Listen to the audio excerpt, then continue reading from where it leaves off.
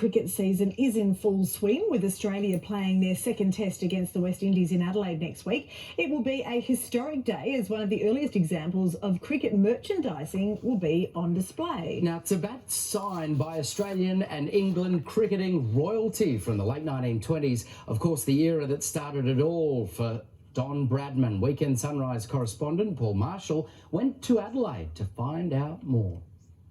What a mixture of clever calculation and attractive audacity is the cricketer Bradman. Kensington Oval in Adelaide. Don Bradman played here, used to live just beyond the trees. It's the sort of history Ian Doyle loves.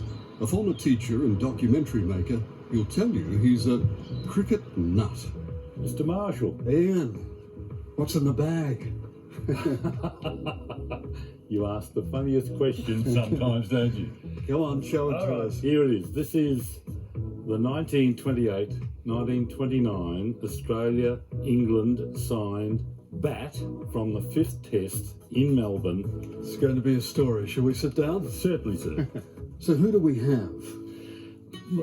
These are the legends of the Australian and English cricketing royalty from the late 1920s, early 1930s. We've got Hammond, Hobbs, Larwood, Jardine.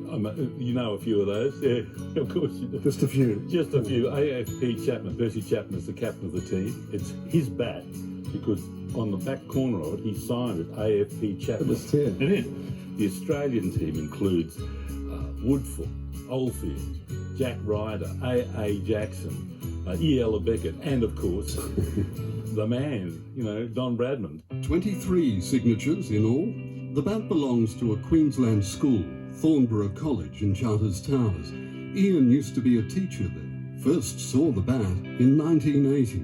It was in the principal's office, just leaning in the corner of his office.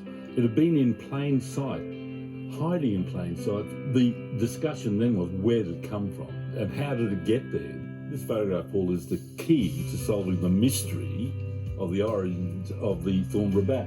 With a lot of detective work, it seems the bat was bought at the Melbourne Test in 1929 by a school dad who gave it to his son, who played in the Thornburgh first 11.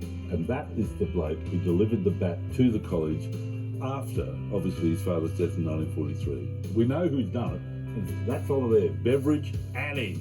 The school's boarders used to play cricket with it in the hallways, but for 40 years Ian has wanted to preserve it.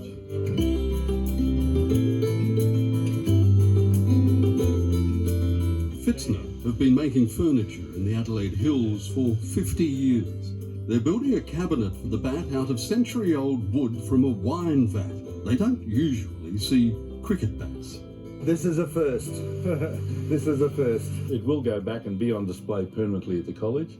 This is the Hobbs and Sutcliffe opening for England, the first test in Brisbane. The first test is still a record today. Australia lost the first test to England by 675 runs in Brisbane in November 1928. 675. Australia lost the next 3 as well, but came good for the last one. Australia won that test by the 5th test, this test, by 5 wickets. Score 4 England, 1 Australia. From that point on, the Bradman era had begun because he scored centuries in the 3rd test and then again in the 4th test. How many days could you talk about this bat? We've only got 3, so... This field, this game, it's a part of our past, Ray. It reminds us of all that once was good. You're aware of a television, a major feature film called Field of Dreams, aren't you, Paul? Now, I know Everybody know. Build it and they will come. Build it and they will come. Actually, it's he, not they.